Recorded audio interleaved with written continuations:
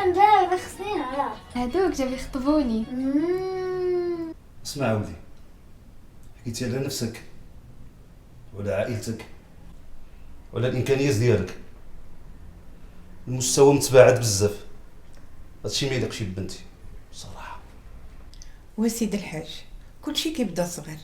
لا انا مغلوب، بنت لاصقه فيه وباغياه، ما عرفتش شنو نعمل لها. والعيال كيبغيو بعضياتهم وصافي. المهم سقسيتك على صداق، قلتي جهدك مليون، حتى وحده في عائلتي ما تزوجت بمليون.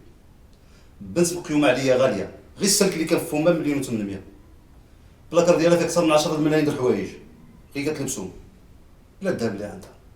والله يزيد ويبارك السي الحاج، الله يزيد ويبارك. وكتقرا في بريفي الحضانه لحد الان، مربيه في الدار الكبيره، بدا طلقتك فيها راه تلف. وعارفينها سيد الحاج بنت العز، عارفينها. اسمع ولدي، حيت انت موظف بسيط والبنت هي اللي باغياك، وباش ما تضحكش عليا العائله عطيني 4 مليون في صداق. بزاف اسيدي الحاج 4 ملايين. لا سير ويدا بلاتي، فوقاش سيدي الحاج دري بصداق؟ هادشي بزاف، شحال باش دا مراتو دابا، هي طافيه التليفون وهو طافي التليفون وحنا مرونين، شنو غنعملو؟ واسي الحاج وهادي السيمانه وانا كنقول لك نمشي نشوف شعندهم. دابا خصك انا نمشي لعندو، باغياني انا ننزل لهاد المستوى، وهاديك دار كيمشيو للناس. اويلي لا هذا الراجل، وهذيك راه بنتك اللي ما مشيتيش تفتش عليها، شكون يمشي يفتش عليا؟ ايوا جلس تما حرق الدم ديالك وحرقني تي انا معاك.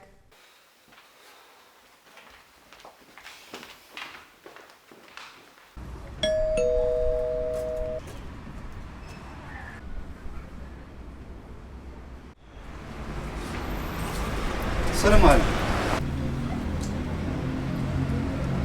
وعليكم السلام. الله يا وليدي طافين التليفون وخلعتونا، ما عرفناش شنو واقع.